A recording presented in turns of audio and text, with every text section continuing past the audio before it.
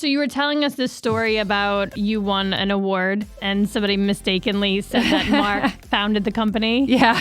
So like there are things just like in our society that happen that way where you don't always get the credit you deserve. And sometimes you got to take it, right? You got to like make sure people know that you're the one who started it. You're the one who's doing the thing, right?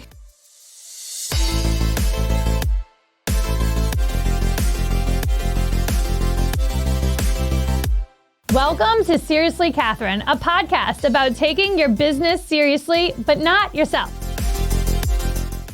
Well, thank you so much for being here. Oh, thank you for having me. I will never forget. I have to give Ed Mitzen credit for connecting us. Oh, you know he's this, great. right? Yeah. So I'd reached out to him for something. I think I was running for Women of the Year, and I wanted to do like some sort of marketing thing, or I don't know. I don't even know why, but he said I should reach out to you, and I'm so glad he did because I did reach out, and you responded like right away, which was really shocking to me because I thought, well, Sara Mannix of Mannix Marketing must be so busy. Tell us the story of how you got started with Mannix Marketing. Do a lot of people maybe think like you were just like lightning in a bottle, right time, right place? I totally was right time, right place. It was, I think that there's an opportunity in every generation. Every year there's a new opportunity that pops up, and it's just being there for that opportunity. My opportunity happened to be pretty big. The internet was really just becoming a thing. And in 1995, I was the director of marketing for a mail order catalog. I was designing the catalogs and sending them out by mail. And the internet came along, and I said, we have to go online. So we hired this company to put the website together. And I said, well, how do you do that? Show me how you coded that. And they showed me, and I thought, well, that's pretty easy. I can do that. And then I said, how do you get us found in the search engines? And Google didn't come around till 2005, right? So this is pre-Google. It was Alta Vista, AOL, InfoSeek, Excite, web crawler. Names none of your audience probably has ever even heard. And he goes, nobody knows how to do that. That's up to you. And I said, well, what's the point of having a website if nobody finds it, So that was bingo. I just started researching it. I still have the notebooks. I kept like notebooks, big, fat binders. A lot of those principles are still working today where everybody goes like, search engine optimization changes so much. And it does, but a lot of the basic principles are still there. Yeah. Well, the domains, I mean, from what I gather is that you bought up all these incredible domains and then you just developed those websites. And now it's become this hub of where people go to find anything related to that particular topic, like Saratoga.com, CliftonPark.com, LakeGeorge.com. Those are all owned and managed by Mannix Marketing. Yes, I was looking at the analytics of one of my Lake George customers, and they were getting all this traffic. This is really early in the day from this site called LakeGeorge.com, and I went over to it, and it was this bright blue page, like electric blue with yellow writing, really ugly, and just all the hotels were listed on it, just like in bright in yellow light writing. So I thought, wow. There's something to this. And at the same time, I had done some trade with a company out of St. Thomas, and I was looking for a villa in St. Thomas for a vacation. And I found a site with all of the villas in St. Thomas. It was so much easier than using the search engine. So I said, oh, this is really cool. And so I called the guy who owned LakeGeorge.com. I said, how much do you want? And he said, $5,000. $5,000. Okay, I'll work to get that money together. That's a lot of money for a website, And then it was $10,000. Before I knew it was 20. And when I got my money together, he said 50. And then he said, I think it's worth $1 million. It might be someday. So we cut a very good deal for him and his children, and then eventually for me, so that we owned it. And I found, wow, this really does work. It really drives traffic to our customers. Mm-hmm. So then I chased Saratoga.com, and then Frank Weaver from Mountain Media, actually, and in Saratoga Springs called me and said, I think Global 2000, which was an internet service provider, is selling Alme.com. You should buy it. And I said, you sure you don't want it, Frank? He goes, no, it's yours. It's something you should own. Wow. Yeah. Well, I mean, I can tell you the impact on Paint and Sip if it wasn't for Saratoga.com when I was first starting out, and even now being a place and a resource to post events, there's no way in hell it would be what it is. I mean, it was just like such a pivotal, resource for us early on to get the word out that we were doing events. And I mean, honestly, anything related to Saratoga.com, I mean, Saratoga.com is the first thing that pops up. So it's like you have to be listed. It's almost now a requirement. You got to be listed on this site. And we have a great partnership with the Chamber and Discover Saratoga and the City Center there, where we're actually sharing our events calendar with all of them. So cool. Now if you have an event, you only have to post it in one place and it goes to everybody. Everywhere. Wow. Which is so much nicer for businesses like yours. Who has the time to submit an event to like 16 different places? I know. Yeah. That's absolutely like a value add for them because, I mean, we were only posting it on your site anyway. So yeah, no, it was just pivotal to the early beginnings of us launching. So one thing that I admire about you is that you are like holding down the home front and also holding down the office. Like you're straddling these two roles in life as I'm trying to do.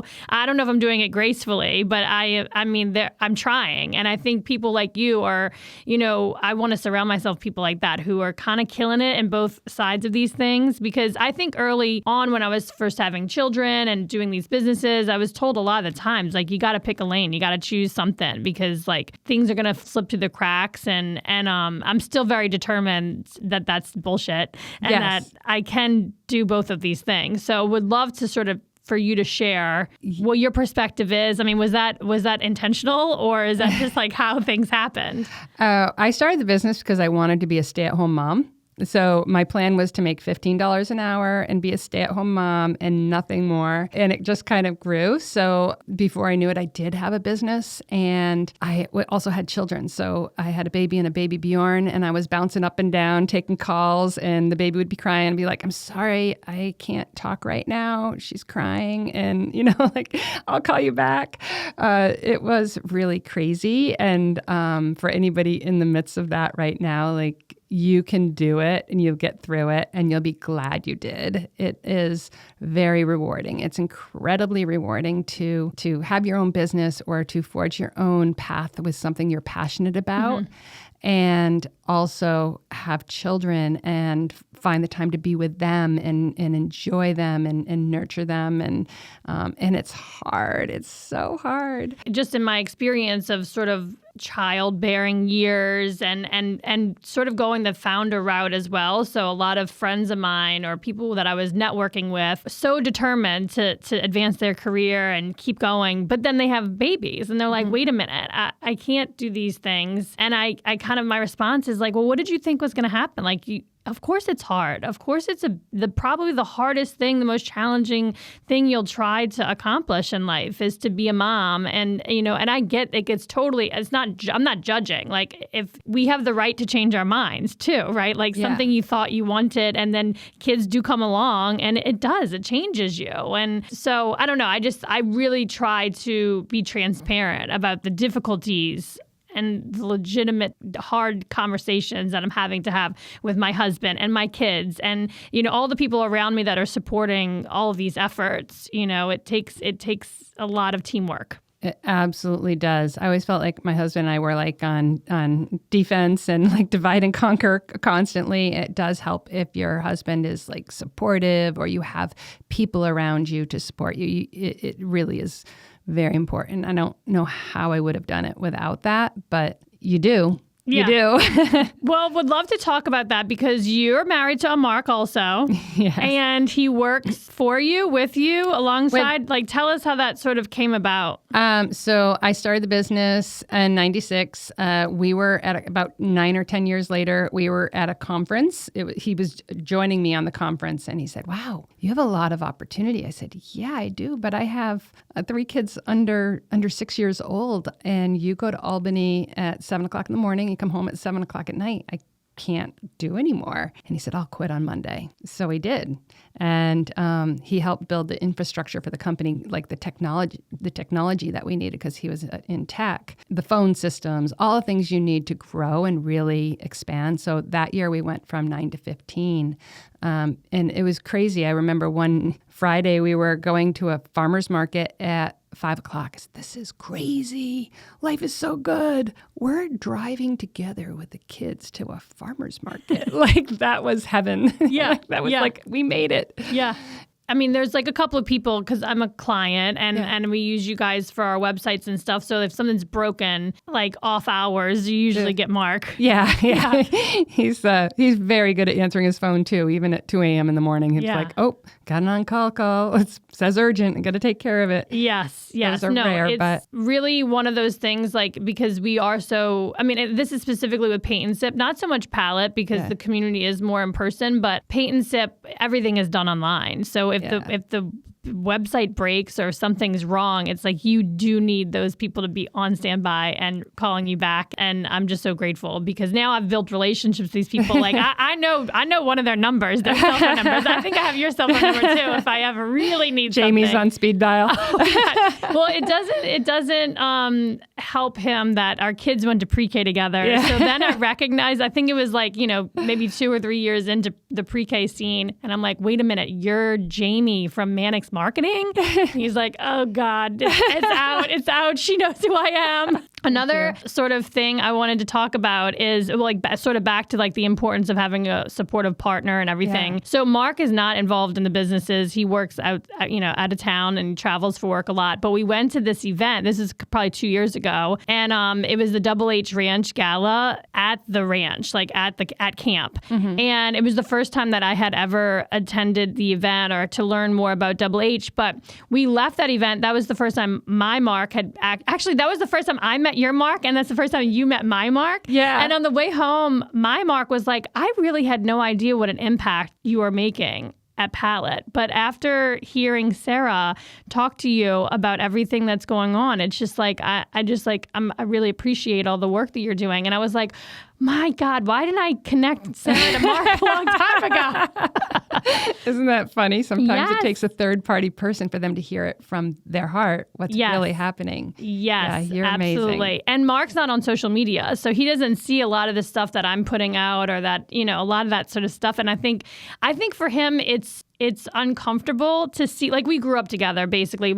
I started dating him when I was 19, and I met him when I was 17. So not that I'm a different version of myself, but I'm certainly grown up now, mature, and or ish. I still don't take myself so seriously, but I think it's hard for him to sometimes see me. Seriously, Catherine, yeah. I think it's hard for him to see me like out there in the world, like so out there. I mean, I do put myself so out there, and I really feel like being vulnerable is like a demonstration of strength. Absolutely. And for courage and bravery. And like, the more that I do that, the more that I can inspire other people to put themselves out there. And when we're all out there on the dance floor, right? That's when the real magic happens. So I think it's hard for him to see me like, all this evolution that I've had or transformation that I've experienced. It's hard for him. And I think, you're extroverted and you are so confident and so honest and real. And it's maybe harder for the husbands that are very complimentary to us, who are more reserved and they don't put themselves out there. And that's just not normally a guy thing. They're less likely to talk about their feelings with their friends than the women are. I think it is hard for them a little bit to see that. Yeah, I mean, so you were telling us this story about you won an award and somebody mistakenly said that Mark founded the company. Yeah. So like there are things just like in our society that happen that way, where you don't always get the credit you deserve. Mm-hmm. And sometimes you got to take it, right? You got to like make sure people know that you're the one who started it. You're the one who's doing the thing, right? So how have you kind of navigated that with your husband? He's amazing. He says, I'm your snowplow. I'm just going to make things happen so that you can do what you do best. So he really does support me. I think with him joining the company, it made it much easier for us to play that offense defense with the kids. And you need to take this meeting, so I'll go grab the kids. Or do you want to take the kids? It looks like you don't have any meetings. Yes, I do. So we could do that. So I was very fortunate in that we really mesh in that way. And he saw himself just to help me, and that. Yeah. But he's great. That's awesome. So during COVID, you took a major change change in life. I felt like you were one of the first ones who were like, you know what, we're leaving the office and we're never coming back.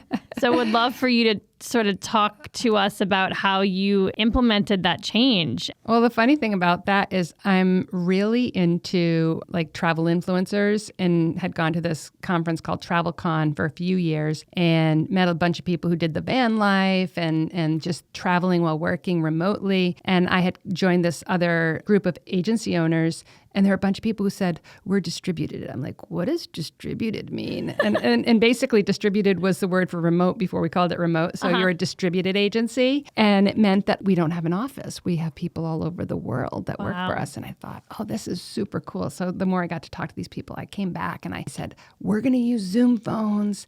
This is 2018. I said, we're going to use Zoom phones. You can work from home if you want. And you could even travel the world while working. I told them all this at Martha's. We were celebrating somebody's 20th anniversary of working at Mannix.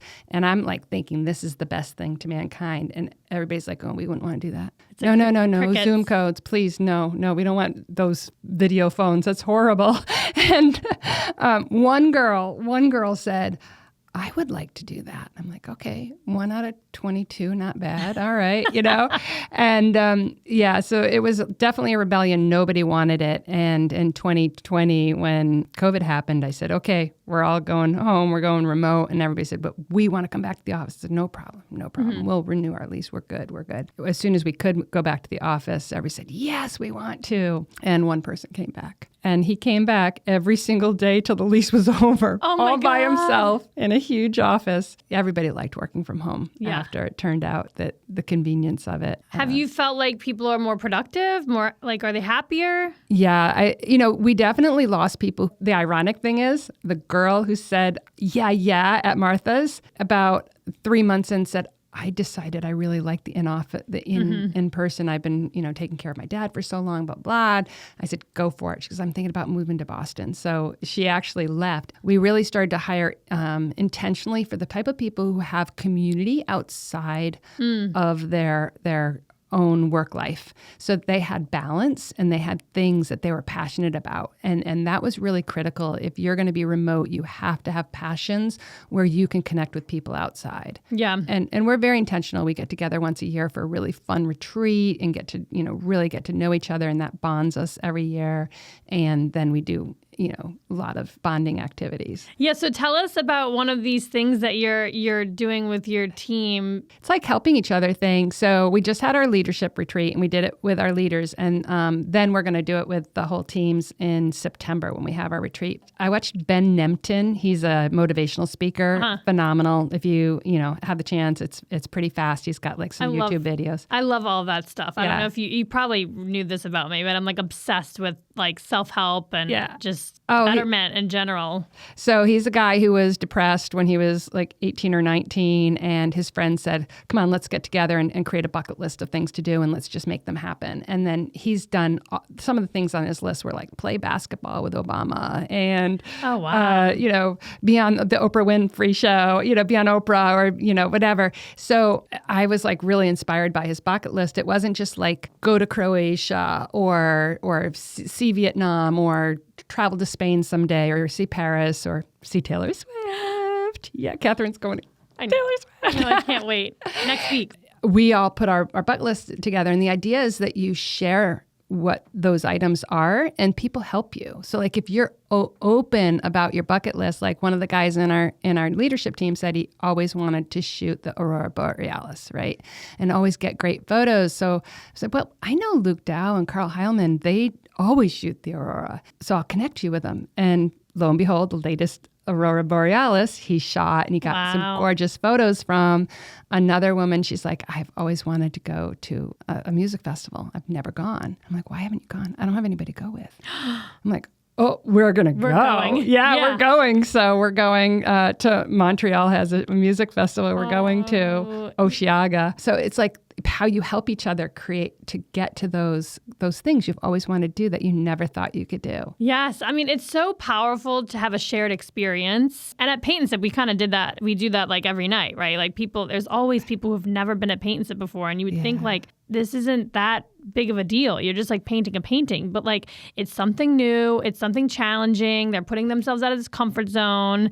And all of these people are collectively accomplishing something together. And it's like there's absolute transformation and empowerment that happens in that space. That's an absolute bucket list item to do something creative with a bunch of women or friends, regardless of gender, to just have that experience of learning to do something completely different. Paint and Sip is a perfect opportunity. It's a perfect bucket list item. Like everybody should do it. Or Dancing in the Rain. Yes, that's on mine. That's on yours. And karaoke. I've always considered myself a horrible singer, and whenever I've been out with a bunch of friends and they do karaoke, I watch from the back end. So I have learned a couple songs. I love this. You've been preparing yourself. Yes, because I told my friend Mary, and she's like, we're going to King's Tavern. We're going to do this. And yes. I said, all right, we'll do it. But you have to like be my wing woman. You have to. Yes. I totally need because she's a really good singer. I'm like, I need your backup. Yes. Oh my God, I love this. It's radical. Like these radical acts of just empowerment. It's so powerful. It's been so fun because, on YouTube you can learn to do anything. And I just kind of thought my mom, I was so embarrassed when I was a little kid. She would sing at church and she was so off key, like really bad. And I was like, please, God, let her learn to sing softer. It was so bad. And so I kind of just thought that I had that same horrible voice. And I think it's just that I didn't know how to sing. Mm-hmm. So I started listening to some YouTube videos on how to sing. I'm like, all right, I'm not terrible. Right. I can do this. You can do this. I love that. Well, what's cool, like tell us more about your mom. Did she know that she couldn't sing and she didn't care? She was just like... No. Yeah, I would tell her. We would all tell her, like, please sing softer. And she'd say, God doesn't care. God loves my voice. I love this. Yeah. It's true. Just put yourself out there. Exactly. Or like what my mom used to tell me is like, no one's paying attention to you anyway. So do whatever you want to do. I know. Probably all of his children were dying were mortified, but probably nobody else cared. Right. Exactly. Okay. So let's sort of switch gears here and talk more about how you juggled because your kids are older now. Yep. And are they involved in the business or they're all doing their own thing? No, they're all doing their own thing. My oldest is coming back to Queensbury to teach, is an elementary school teacher. I'm very proud of her. She just cares so much about people and children and wants to help. She's a special ed, so she's great. Oh, wow.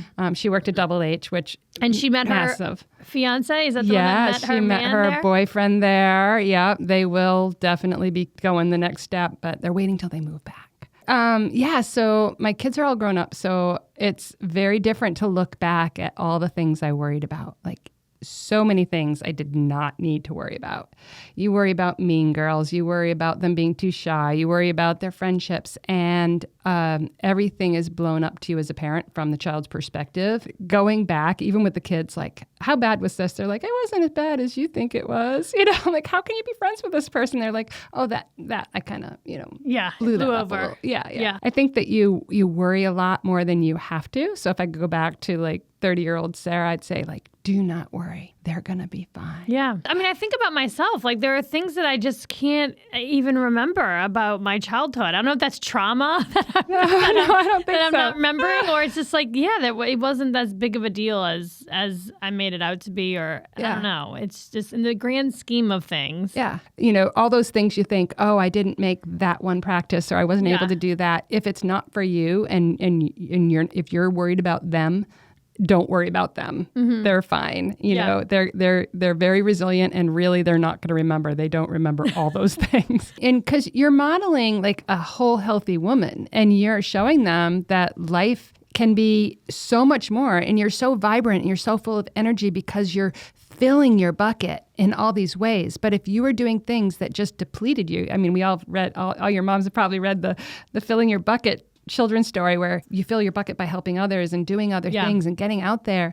And so you're becoming this very full person that when you do see them, you're excited and you're enjoying them and it's the richness of it versus, oh my gosh, I have to go home. I'm so disappointed. I'm having such a good time, but I want to put them to bed. It's who's it for? Yeah. Or like it hasn't happened in a while, but Ruby did tell me, she told me, you're the worst mommy ever. And I was just like, I think I'm doing good. Yeah. I think good for you. You know what I'm saying? Like it didn't make me feel like bad. I was just like, wow, I am really kicking ass here. Because I'm not supposed to be your best friend. I'm not like, that's not the roles we have. So. And probably like the very next day, you're the best mommy ever. Oh, she doesn't even remember. She doesn't even remember saying that. She doesn't even remember saying it. No, Just like in the zone, she was pissed and she wasn't getting what she wanted, and she thought that would push my buttons. It would change the result. Yeah. Right. If I call you the worst, well, you're going to give me that extra thing I wanted. Yes. Right. Yes. But she's so smart. Like she's so like I can just tell the wheels are turning, and she's like trying to navigate and figure out how to get what she wants to. And then Posey, my oldest, is just like a doll. Peacemaker.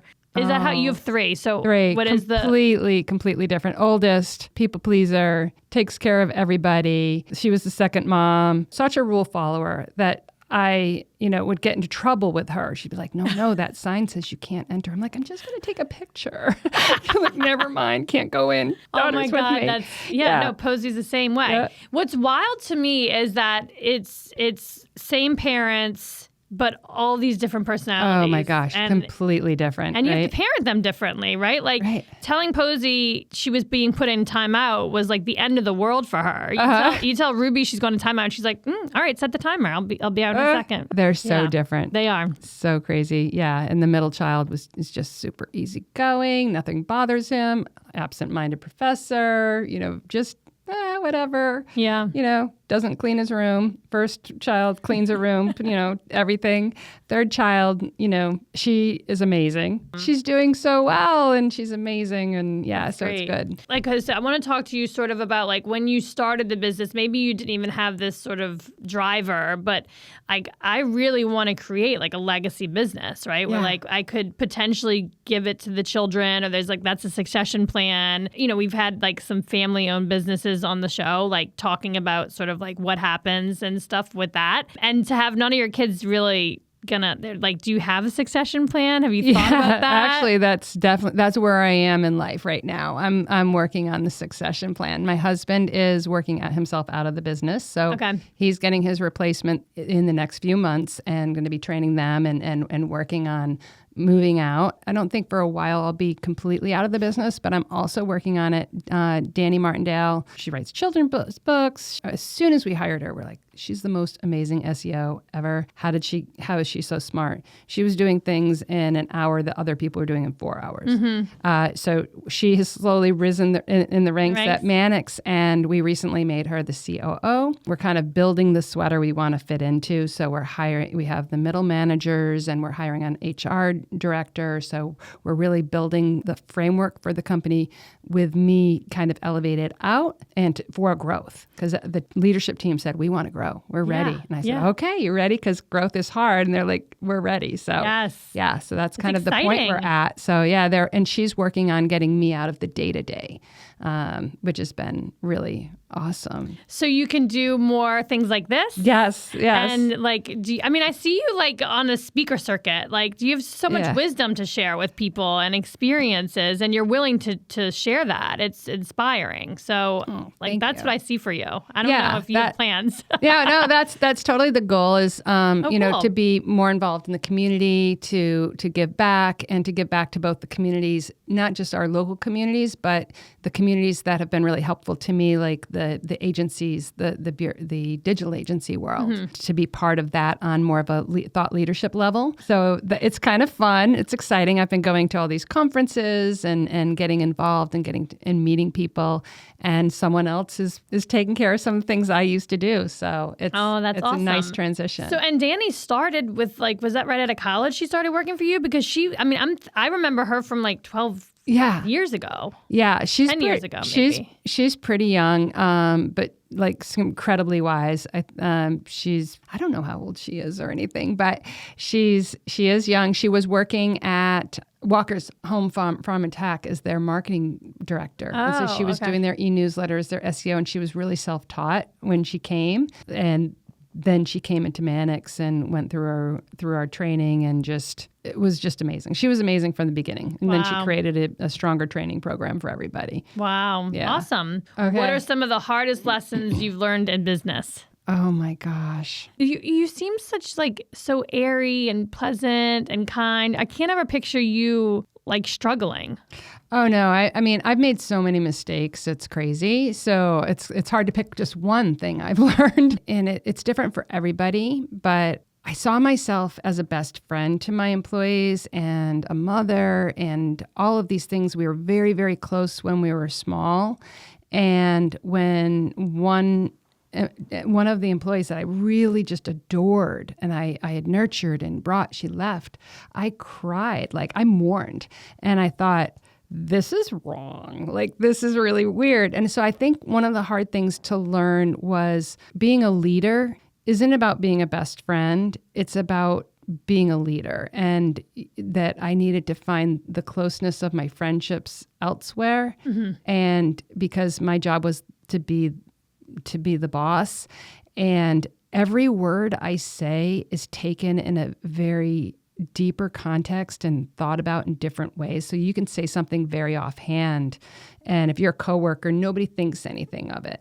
You say it as the owner of the company, and it's analyzed, and maybe, oh, did she not like what I did, or this or that? For somebody who just says everything that's on her mind, I think one of the hardest lessons was learning when to speak and when not to always give the answers, but to ask questions. That's something I'm still working on today, but I've known it, but I'm working on it. So I think how to be a leader versus how to be a coworker is a very different shift. Well, it's also when you're creating something from nothing, it's you are in the trenches with your team. Yeah. And you get into this sort of relationship where you're oh, we're in it together. Yeah. And then you have to recognize when it's time to flip a switch. And it's okay, wait a minute. There is a hierarchy here. Not because I need to be up at the top, but there just needs to be some structure and organization and communication strategy. And it's no longer this startup.